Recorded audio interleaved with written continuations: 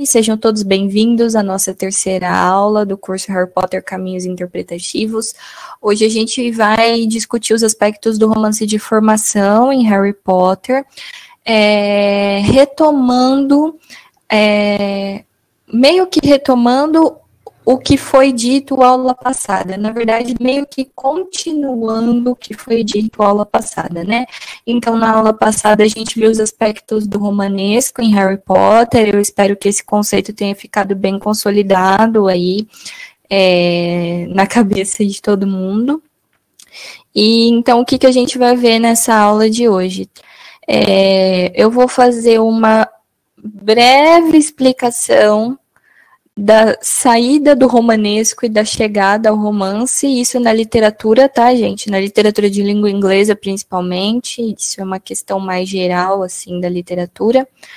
Depois eu vou fazer considerações sobre o romance de formação, da mesma forma que eu teci considerações sobre o romanesco na aula passada, considerações teóricas, hoje eu vou fazer algumas considerações teóricas sobre o romance de formação. Depois a gente vai entrar no terceiro bloco narrativo de Harry Potter para discutir a individualidade do Harry, como que o Harry ele se constrói enquanto sujeito nesse bloco. E por fim a gente vai fazer assim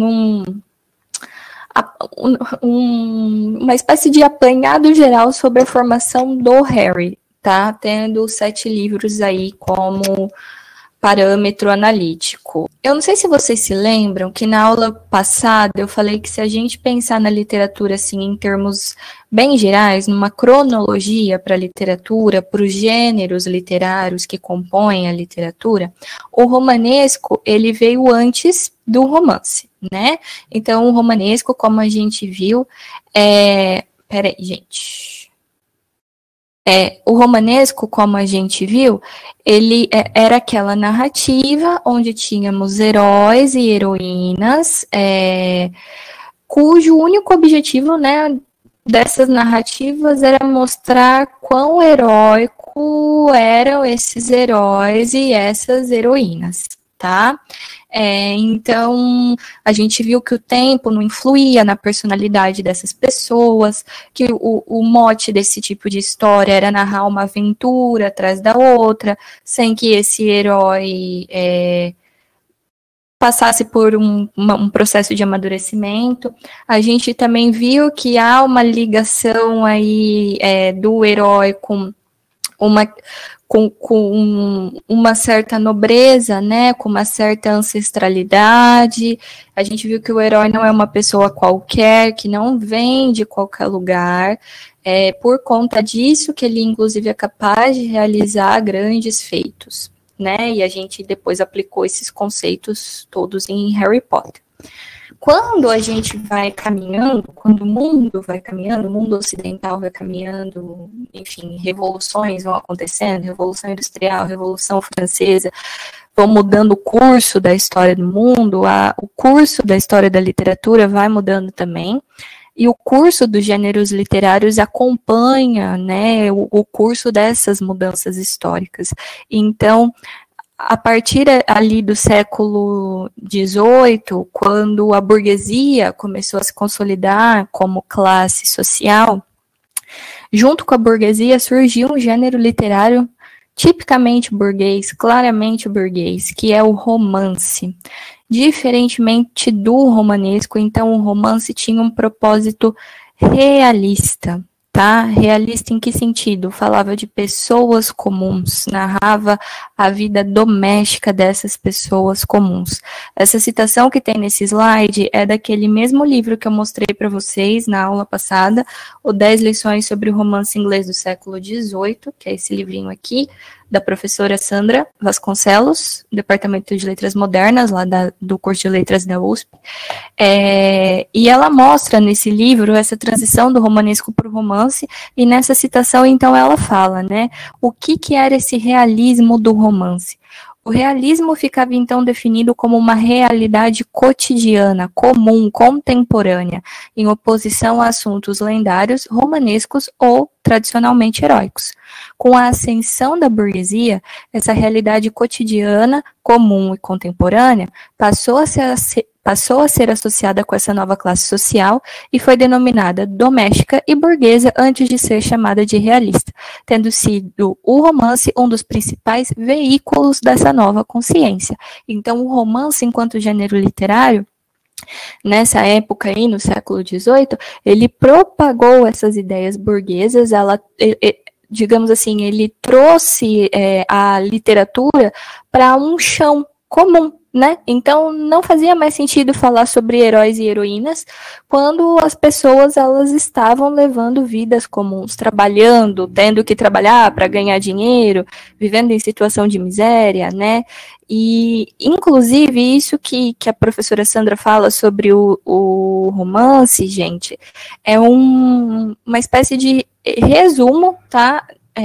Desse livro, que é a grande bíblia para quem estuda o romance, que é não sei se dá para ver, The Rise of the Novel, a ascensão do romance, do Ian Watt, meu livro desse é velhão. Para entender tudo sobre como o romance se originou enquanto gênero, por favor, procurem esse livro, tá? Se vocês tiverem interesse, claro. A professora Sandra, ela retoma os aspectos do livro do Ian Watt no 10 lições sobre romance inglês, mas a fonte do trabalho dela, de parte desse trabalho, desse livro, vem do Ascensão do Romance. Então, essas questões históricas, né, do romance ser um gênero da burguesia, é apresentada nesse livro do Ian Watt. Aí agora vem um termo, vem uma explicação relativamente complicada de ser feita a respeito do romance. Essa explicação relativamente complicada está nesse livro da teoria do romance do Lukács, que eu deixei um capítulo para vocês lá no Moodle. Porque nesse livro, a teoria do romance, o Lukács, que, enfim, teorizou acerca desse gênero literário, ele faz também uma grande revisão histórica a respeito de como o romance virou um gênero literário. Ele também fala sobre o romance de formação, que é o que a gente vai chegar daqui a pouquinho, mas eu reconheço que essa leitura é uma leitura muito difícil. O Lukács, ele escreve de um jeito muito difícil, afinal de contas, o cara é húngaro. Eu demorei muito, eu tive que reler ele umas 3 vezes para conseguir entender os conceitos. E ainda assim, muitos dos conceitos desse livro, para mim, eles estão melhores explicados em outros teóricos que se dedicaram a estudar o mesmo tema, que se valeram dos mesmos termos do Lukács, inclusive, para tentar explicar a questão do romance. Um desses textos que eu acho que ajuda a gente entender o conceito geral de romance do Lukács é esse textinho que está citado nesse slide, que se chama O Romance é Concebível Sem o Mundo Moderno? Esse texto está presente num livrão chamado A Cultura do Romance, que é organizado pelo Franco Moretti. Vou falar do Moretti já já. E esse texto é escrito pelo Cláudio Magris, e ele retoma muitos aspectos do texto do Lukács. Também reconheço que esse texto do Romance é Concebível Sem o Mundo Moderno também não acho um texto muito fácil, mas é mais fácil que o do Lukács. Então, o que temos que entender desse texto do Lukács, do romance, né, dando uma resumida geral aqui através das palavras do Cláudio Magris. Quando o mundo passou por todas essas transformações históricas e sociais, o Ocidente passou por todas essas mudanças históricas e sociais, a burguesia surgiu enquanto classe, não tinha, né, a divisão social passou a mudar, o trabalho remunerado passou a ter um valor. O que as pessoas, assim, a vida das pessoas passou também a ser entendida de uma nova forma. Por quê? Porque o mundo passou a ser um lugar complicado, né, de se viver.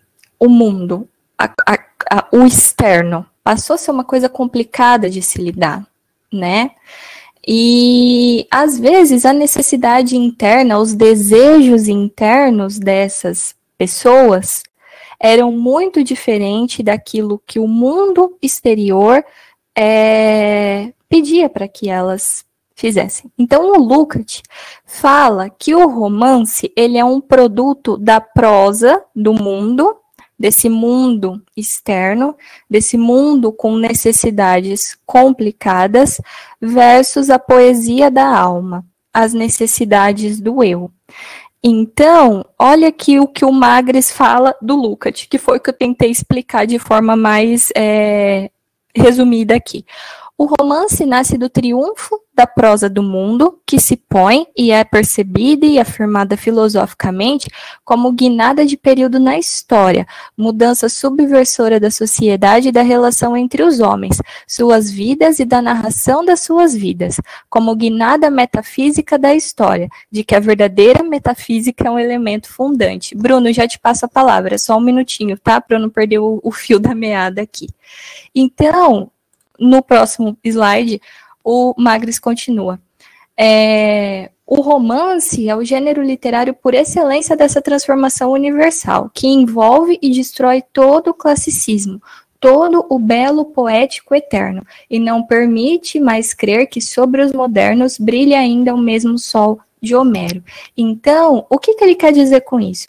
Quer dizer que histórias de heróis fantásticas, míticas, pessoas tendo um super contato com os mitos, com os deuses, e com essas questões clássicas, essa forma literária típica do classicismo, não fazia mais sentido, porque a realidade tinha mudado. A prosa do mundo passou a demandar uma nova forma de viver, tá?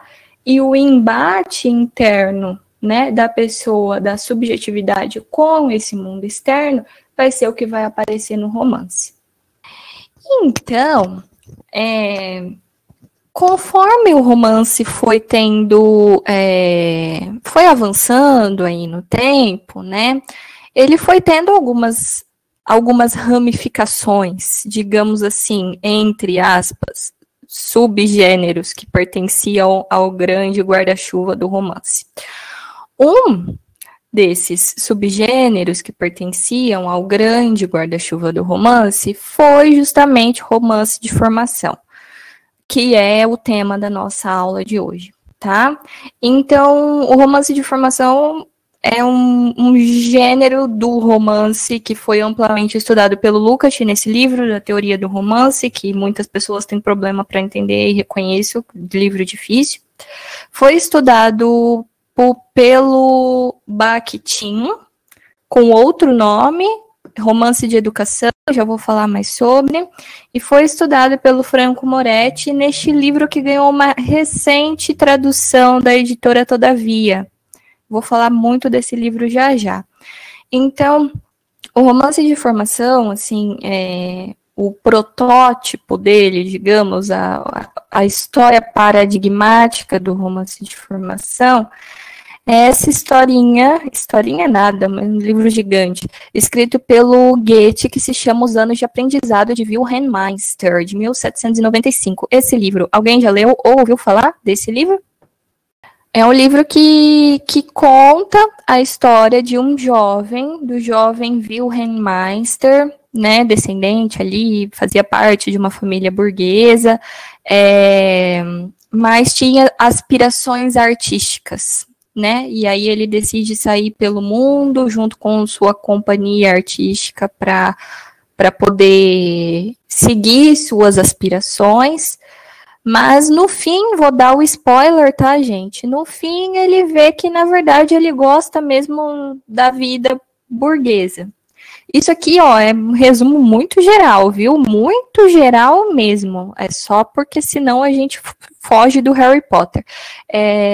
E assim, ele viu que ele gosta da vida burguesa, por quê? Porque ele passou por várias experiências durante essa saída aí com a sua companhia artística, para quando ele foi para o mundo, digamos assim, ele passou por várias experiências formativas, experiências educativas, que levaram ele a cair em si, a entender, então, que o verdadeiro desejo dele era pertencer ali, casar, ter filho, uma casa, ganhar dinheiro, viver do seu sustento.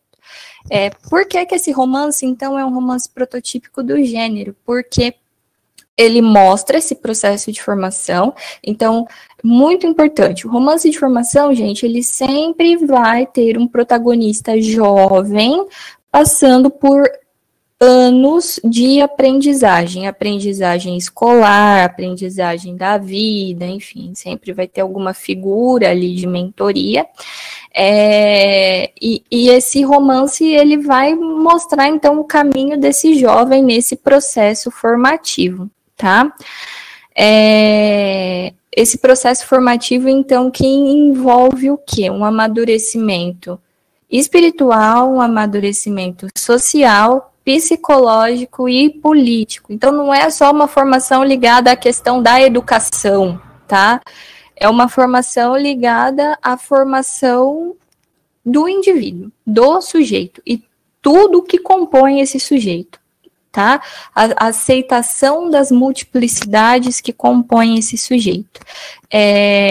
Eu acho que, enfim, também não acho que Os Anos de Aprendizado de Wilhelm Meister seja uma leitura muito fácil, porém fortemente recomendada a todos aqueles que querem conhecer o romance prototípico do gênero do romance de formação.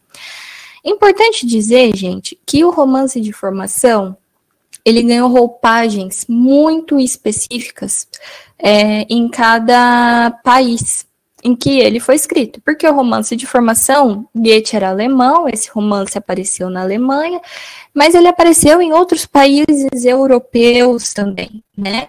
E esse livrinho do Franco Moretti fala sobre as diferentes roupagens do romance de formação dentro da conformidade de cada país em que ele aparece, tá? Então, assim, o Wilhelm Meister é o romance prototípico do gênero, mas ele possui muitas características, muito da sociedade que é retratada ali era a sociedade alemã do século XVIII. No que eu estou interessada em mostrar para vocês. Estamos falando de Harry Potter, uma obra de língua inglesa, de literatura inglesa, então a gente vai falar um pouquinho sobre o romance de formação inglês, que tem as suas particularidades que são bastante diferentes comparadas ao romance de formação, por exemplo, Wilhelm Meister. Mas só pegando também um pouquinho sobre o que o Moretti fala do romance de formação em termos mais gerais, gente, isso que está aqui nesse slide, esse livro chegou para mim essa semana, tá? Então, o que está aqui no slide é a tradução minha, não é a tradução do livro, porque eu ainda não tinha o livro. Quando eu fiz o slide, eu usei o livro em inglês e traduzi. Então, isso aqui é a tradução minha, tá? Então, o que o Moretti fala sobre o jovem do romance de formação, o jovem protagonista do romance de formação? Então, ele fala que, primeiro, o jovem protagonista é um indivíduo moderno, né, fruto da modernidade ali do século XVIII, que é marcado desde seu nascimento pela heterogeneidade de ocupações, por um desequilíbrio perene de seus investimentos simbólicos e sentimentais. Para se tornar um indivíduo no sentido completo da palavra, ele terá que aprender a maneira de lidar com a sua multiplicidade e de como mantê-la em detrimento da sua desarmonia. Eu acho que isso aqui sintetiza muito bem a questão da prosa do mundo e da poesia da alma, né? De como esse indivíduo desse livro, esse protagonista desse livro, tem que lidar com a sua multiplicidade, com os seus desejos, enfim, com a sua subjetividade, diante de uma sociedade que às vezes acata ou não essa subjetividade. Vamos entrar para o caso do romance de formação em inglês. Gente, o Moretti, ele fala que a Inglaterra, diferente de outros países da Europa, né, dos países do continente, ele fala a ilha e o continente, ele falando que nessa época aí, século XVIII, século XIX, começo do século XIX, a Inglaterra, ela tinha uma realidade econômica e social relativamente diferente do restante da Europa, né? Então, ele diz que o país, economicamente, ele estava mais firme, mais seguro, digamos assim, do que do restante da Europa, e por esse motivo, o romance de formação em inglês, ele vai ter uma característica, ou melhor, ele vai ter características que são muito próprias dele, por conta dessa conformidade econômica e social, né, mais estabilizada, mais estável, diferente do restante da Europa, que estava um pouco mais instável as coisas por lá, né. Então, ele fala que o autor principal que ele toma, né, como o grande autor do romance de formação em inglês é o Dickens, e ele salienta aqui uma diferença do romance de formação em inglês em relação ao Wilhelm Meister, que é um romance alemão, né? Então ele diz, diferentemente de Wilhelm Meister, no romance inglês as experiências mais significativas não são aquelas que alteram, mas sim aquelas que confirmam as escolhas feitas na inocência da infância. Então, assim, só para dar uma contextualizada, lembra que eu falei que o Wilhelm Meister, quando jovem, tinha esse desejo de seguir a carreira artística, e aí depois ele decide mudar de vida e ver que ele quer ser burguês mesmo? Então é nesse sentido de que as experiências alteraram o desejo do Meister. O romance inglês, o romance de formação inglês, ele vai para um outro caminho. Ele, ao invés de alterar essas experiências, ou melhor, ao invés dessas experiências alterarem as escolhas do indivíduo, elas têm que confirmar as escolhas feitas na inocência da infância. Ele diz, inclusive, que por isso que sempre um protagonista de um romance de formação inglesa é sempre um menino, sempre uma criança, né? Que essa é uma história, que essas histórias são apropriadas tanto para adultos quanto para crianças. Já vou falar mais sobre isso.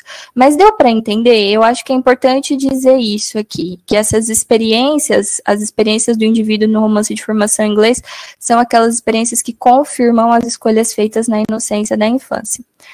Junto disso, ele diz o seguinte, né, disso do romance de formação em inglês ser muito entendível tanto por adultos quanto por crianças. Ele fala que essas histórias, né, de formação da Inglaterra possuem muitas características compartilhadas aí com contos de fada. Por quê? Por fantasia? Não, porque elas trabalham com a questão do bem e do mal. O romance de formação em inglês, ele constrói essa posição do bem, do que é inocente versus o mal. Por isso, então, que esse romance é entendível tanto por crianças quanto por adultos, né? E aí o que ele diz aqui, ó, um conto de fadas começa com o herói pedindo misericórdia para aqueles que pensam pouco dele, que distratam dele e que até ameaçam sua vida. Essa é a premissa, se não o ponto de partida de cada protagonista do Bildungsroman inglês. Bildungsroman é o termo em alemão para romance de formação, tá, gente? Tinha esquecido de falar isso. Então, temos, né, na visão do Moretti, desde o princípio, esse protagonista muito jovem, muito inocente, pedindo aí misericórdia para aqueles que pensam um pouco dele, né? Apresentando aí, então, na visão do Moretti, semelhanças com contos de fada, né? Apresentando essa visão maniqueísta, não é bem o que eu quero dizer, mas essa visão do bem contra o mal. E isso ainda lá no século XVIII, século XIX, tá, gente? E aí, Eu acho que essa é a parte mais interessante do que o Moretti fala pra gente sobre o romance de formação em inglês, quando ele fala sobre a construção também desse protagonista, desse jovem que sim, vai passar por períodos de transformações, né? Vai começar jovenzinho, vai terminar o livro adulto. Mas ele fala pra gente, então, quem que é esse protagonista do romance de formação em inglês, né? Olha aqui que interessante, ele diz, sua função típica do protagonista do livro recai em fazer do mundo um lugar reconhecível por todo e qualquer leitor. Quanto mais o personagem for qualquer um, ainda mais se tiver um nome como Tom Jones, mais fácil será o processo de identificação do leitor com ele. Então, aqui, ele diz da importância do protagonista do romance de formação em inglês ser uma pessoa qualquer. Ele não nasceu em berço de ouro, ele não é um herói, tá? Ele é um qualquer um. Quanto mais reconhecível for essa pessoa, né, nesse tipo de história, maior identificação o leitor vai encontrar com esse protagonista, ok? Então, o que temos aqui como princípio, digamos assim, do romance de formação em inglês?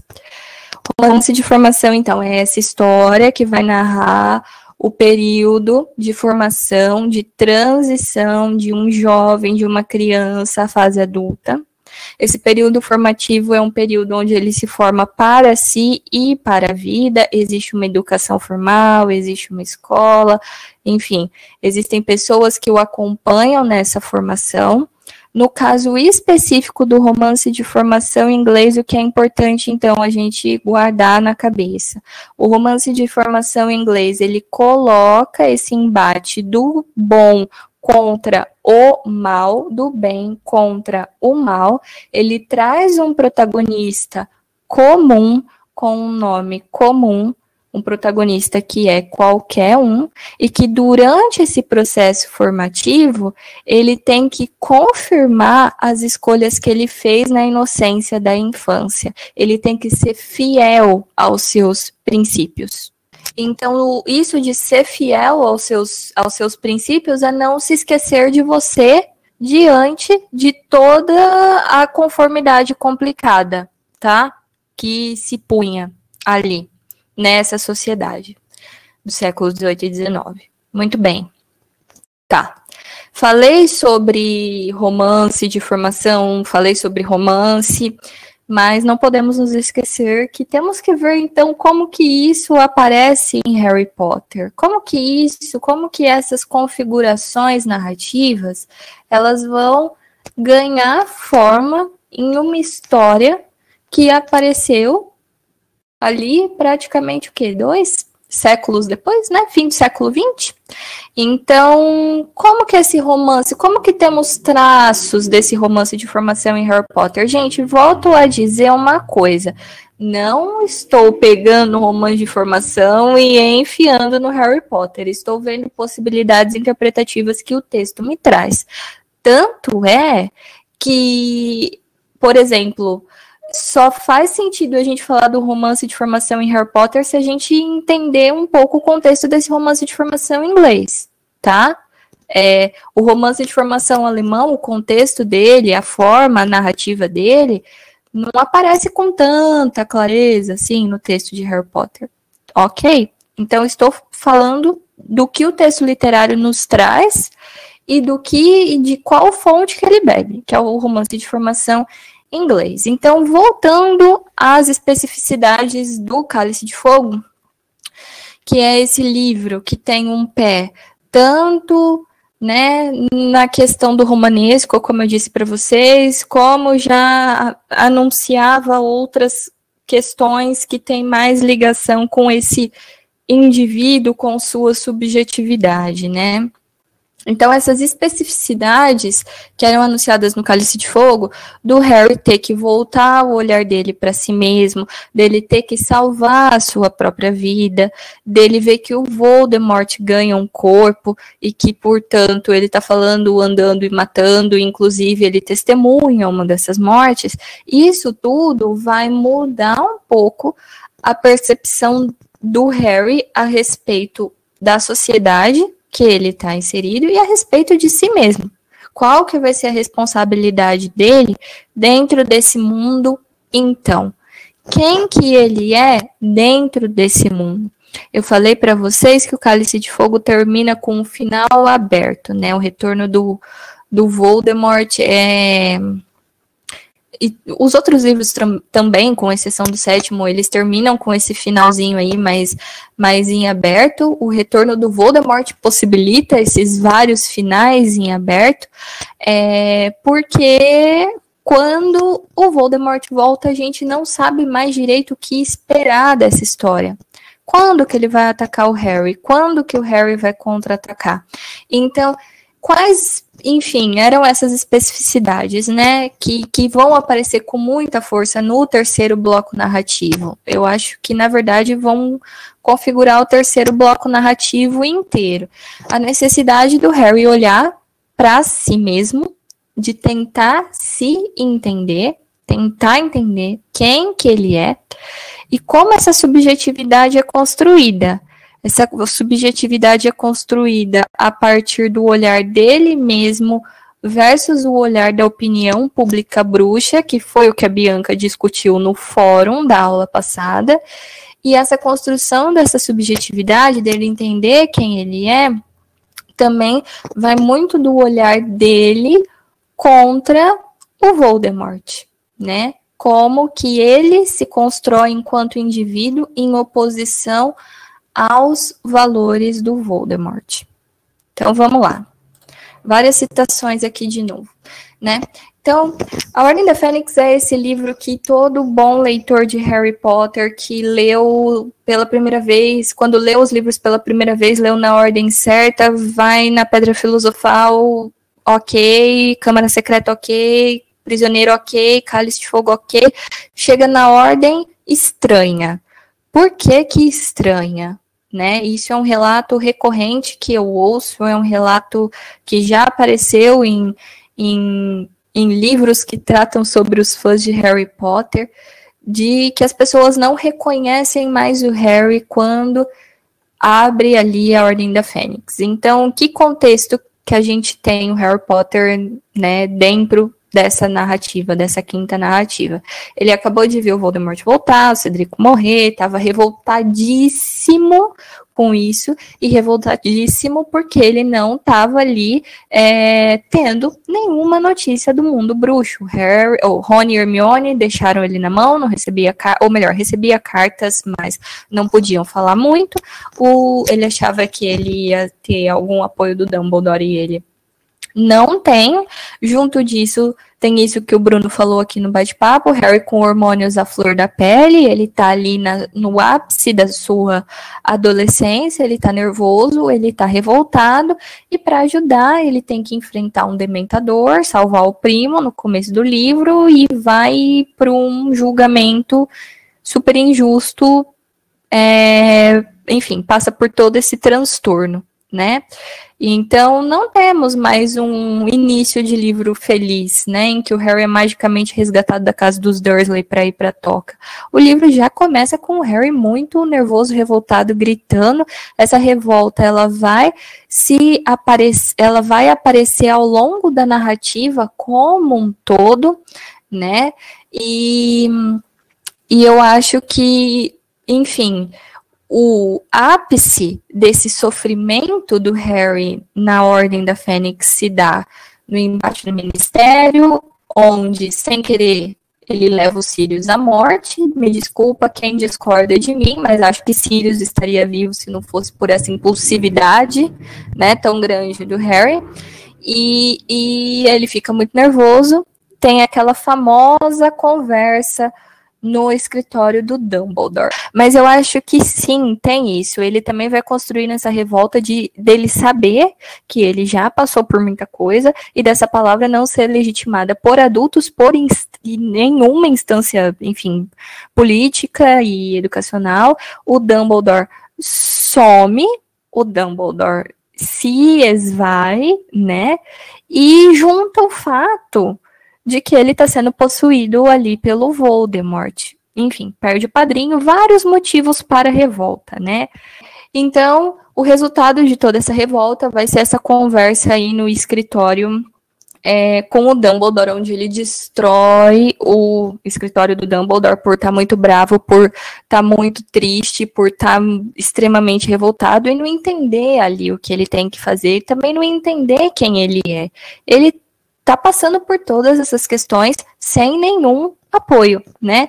E eu acho que o Dumbledore fala para ele na Ordem da Fênix nessa conversa é muito elucidativo no sentido de que o Dumbledore vai enumerando todos os grandes feitos que o Harry fez até ali, até os seus 15 anos, né? Para poder meio que justificar o porquê dele não ter falado sobre a profecia, tá? Então, ele fala, né, dos acontecimentos do primeiro ano em Hogwarts, fala que enfrentou o desafio, que se viu frente a frente com o Voldemort e sobreviveu, né? Ele fala que o Harry com 11 anos lutou como um homem adulto, né?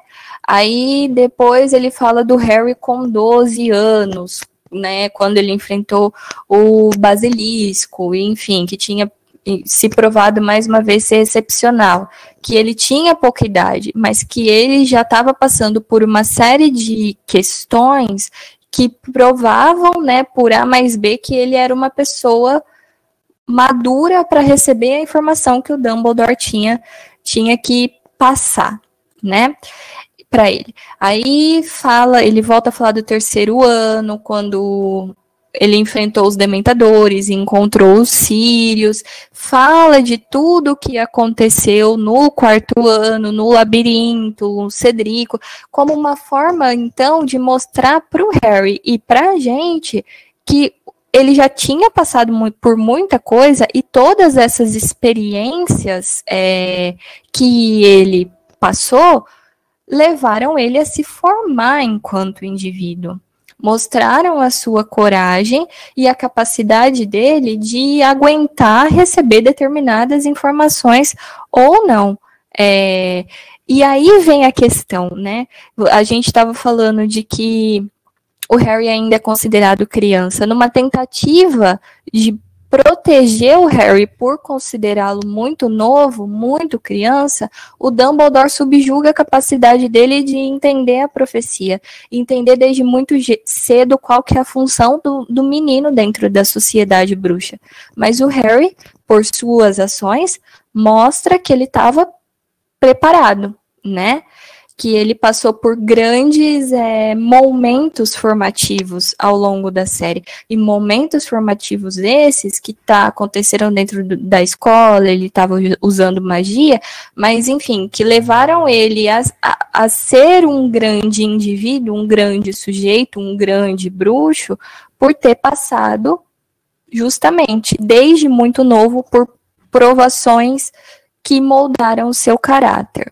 Então, mas eu também acho, gente, o seguinte, que só com essa idade, com 15 anos, tendo passado por tudo que passou, Harry se formou enquanto indivíduo, estava entendendo ali, né, quem ele era. Primeiro ele estava entendendo o que era aquele mundo e de onde ele veio. Entendeu isso? Entendeu o seu passado, ele teve que passar a aprender, então, qual que era a sua função dentro desse mundo e, junto disso, entender sua própria multiplicidade. Então, qual que era a função dele dentro do mundo bruxo? Derrotar o Voldemort. Isso estava posto numa profecia ali desde cedo, né?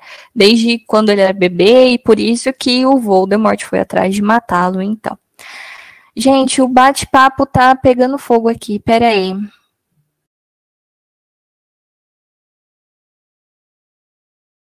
Ó, eu vou dar uma segurada aqui no bate-papo de responder. Se eu estiver segurando, é porque eu tenho outras coisas para falar, tá? É só para eu não perder o meu fio da meada. Volto a dizer, escrevam tudo no fórum, porque a gente pode continuar essa discussão por lá.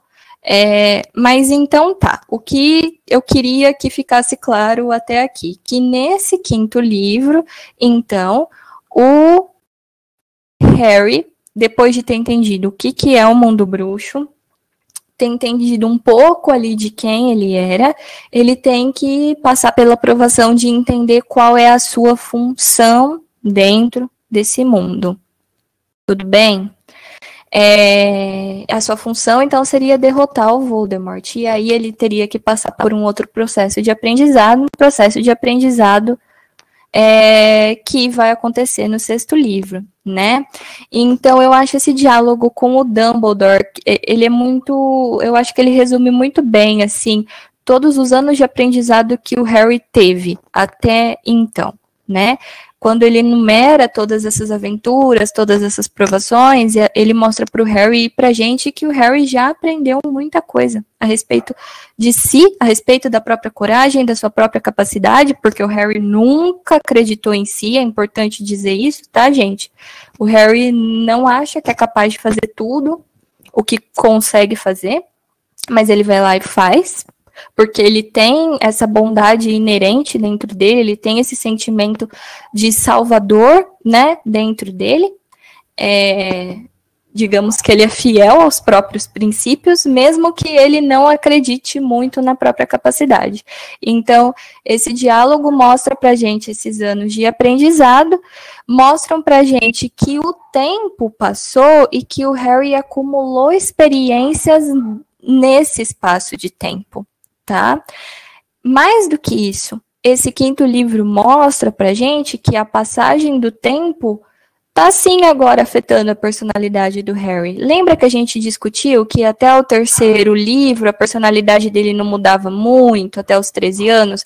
Conforme ele vai ficando mais velho, essa personalidade vai mudando, e eu acho que o quinto livro mostra isso pra gente de forma muito clara.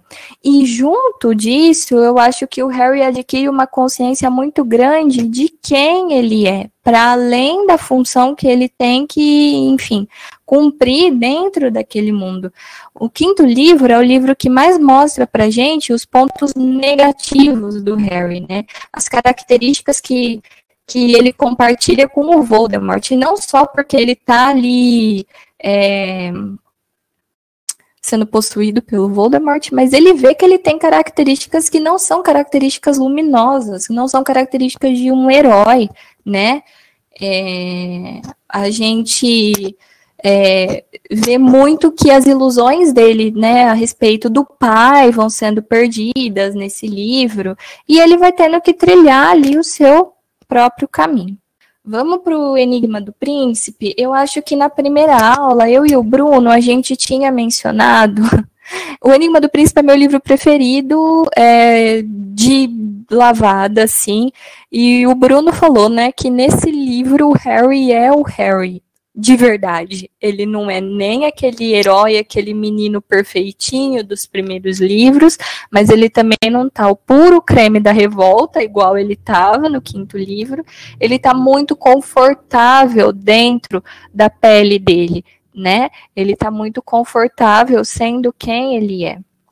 Ele tá muito confortável, por exemplo, para fazer a zoeira quando a zoeira é necessária, para levar as coisas a sério quando precisavam ser levadas, para convencer um professor de resgatar uma memória perdida ali nas Horcruxes, e ele também se sente muito mal, muito com a consciência pesada, quando ele, de forma muito injusta, ataca o Draco, né? Aí a gente vê a personalidade de verdade do Harry Potter. Se ele escolhesse seguir ali pelo lado das trevas, ele não teria ficado tão mal com aquele ataque ao Draco. Eu acho que uma outra coisa que elucida assim, que o Harry é um indivíduo já formado em O Enigma do Príncipe é que ele perde uma outra figura muito importante para ele, né? Ele perde o Dumbledore, mas eu tenho a impressão que essa perda não foi, assim, ele lidou muito melhor com essa perda, por exemplo, do que com a perda do Sirius, no sentido de dor, né? Eu acho que no 6º livro, com 16 anos, ele foi acumulando tantas experiências, e tantas experiências de perda, inclusive, de luto, que ele lidou melhor com a perda dessa grande figura para ele, que é o Dumbledore, né?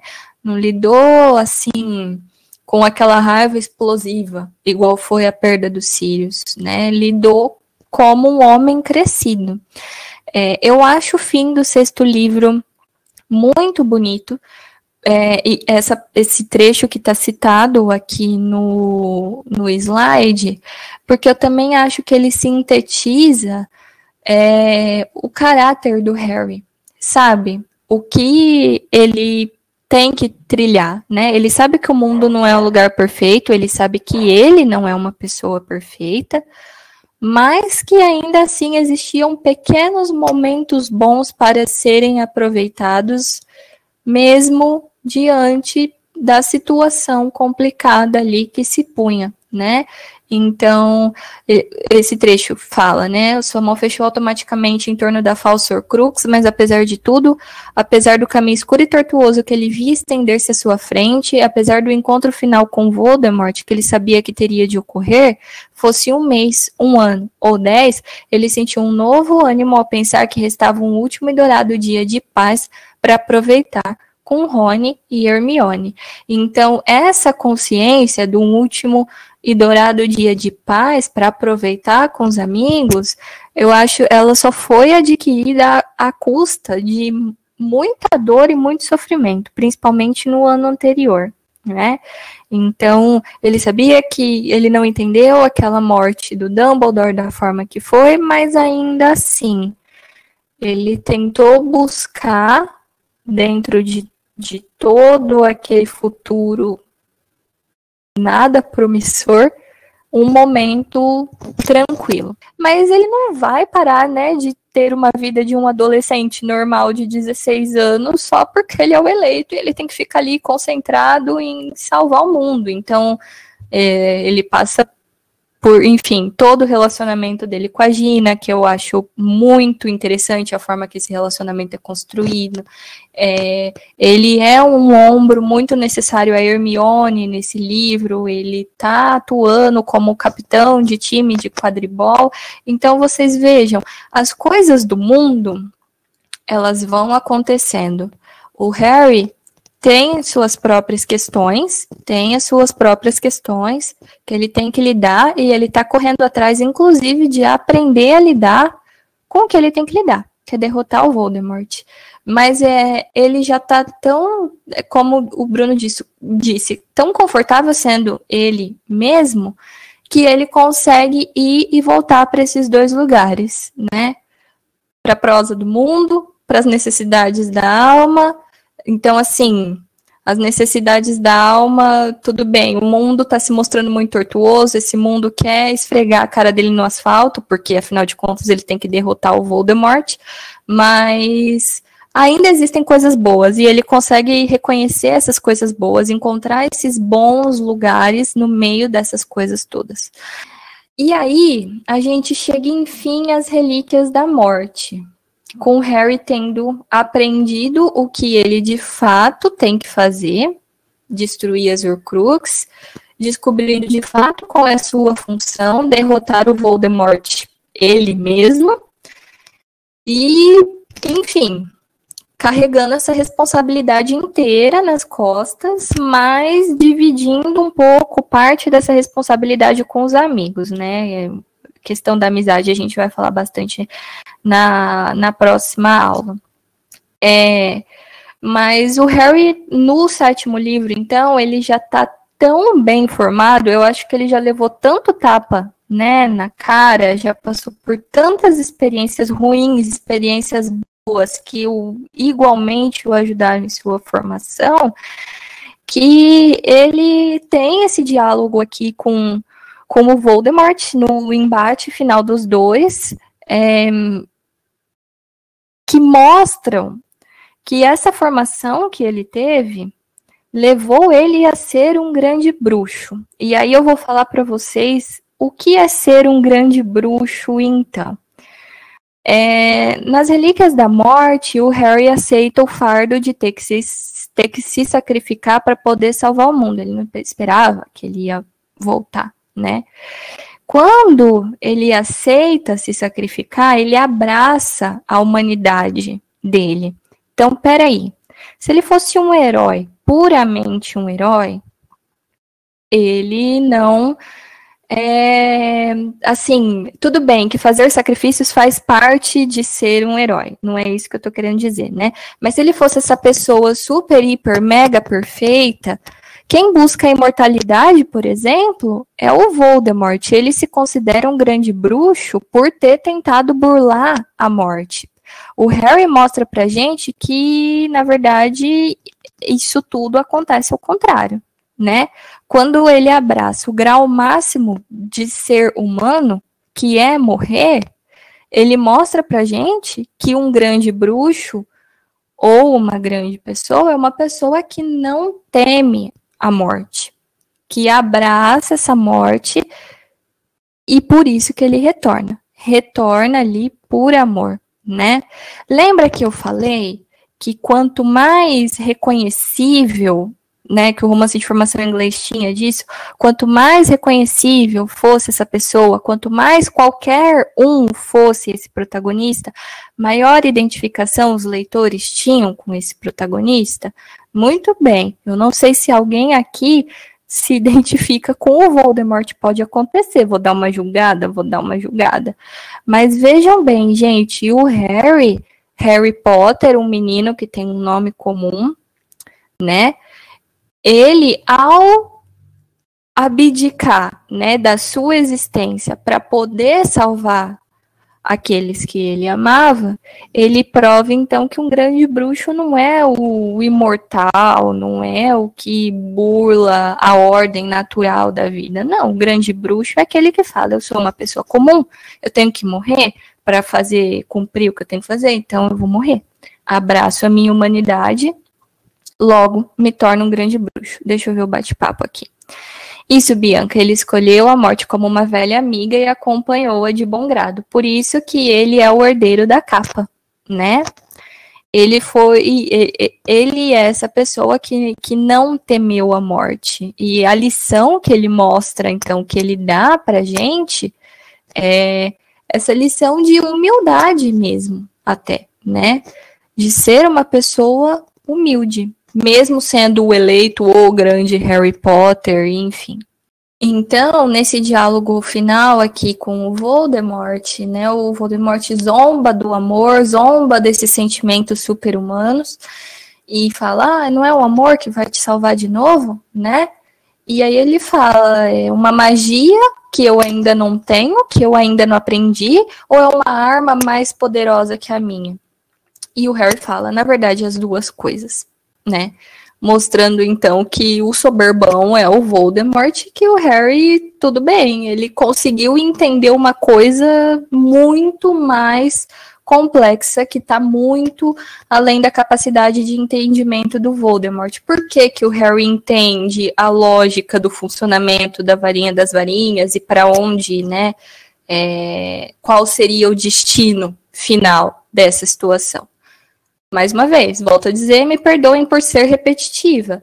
Ele abraça a sua humanidade, ele passa por várias provações, ele entende qual é o seu lugar naquele mundo, ele entende muito bem quem ele é, ele entende que ele não é o Voldemort, e por isso que, enfim, ele ganha esse embate, né?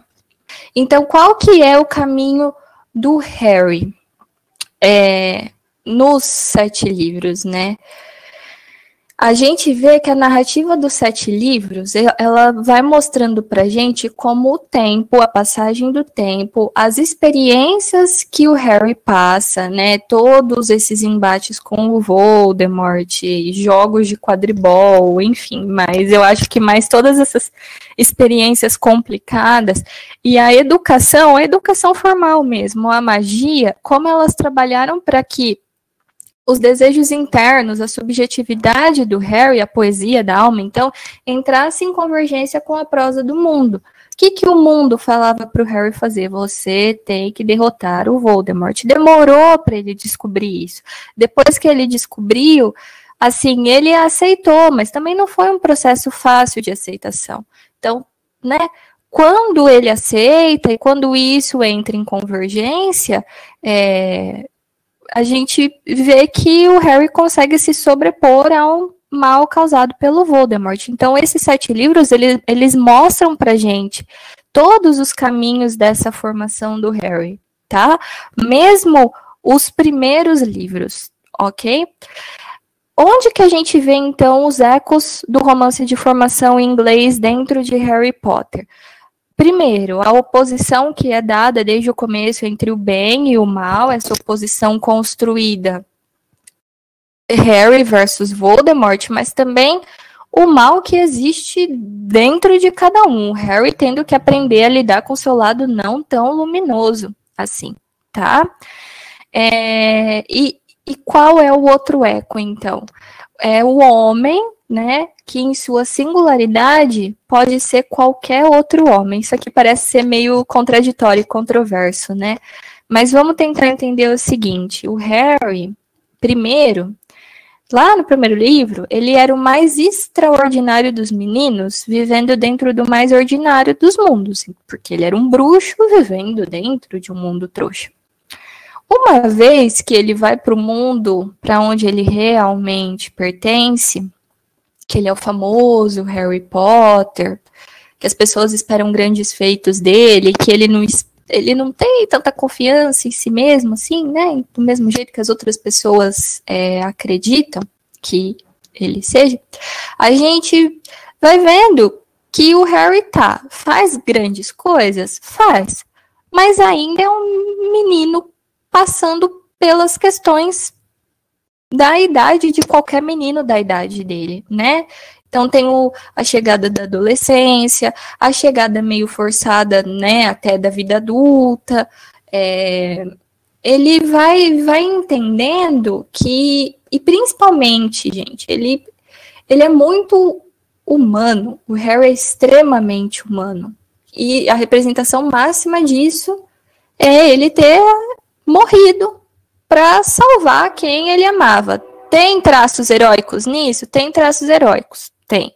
Mas ele morre, ele abraça essa humanidade, né? Então, ele mostra pra gente que é aquilo que eu disse, ele é um grande bruxo, por quê? Porque ele é o famoso Harry Potter, fez grandes coisas? Não. Porque, primeiro, ele aprendeu a lidar com a sua própria multiplicidade, ele aprendeu que que ele é dono de uma personalidade que possui um lado bom, um lado ruim, aprendeu a lidar com essa personalidade, tá? Aprendeu a entender qual que era o seu lugar nesse mundo, aprendeu a agir dentro desse mundo, cumprir com a sua função, né? Então, ele é um homem formado ao final desse livro, tá? E aí, esse é o gancho para a próxima aula. Essa formação do Harry não é solitária.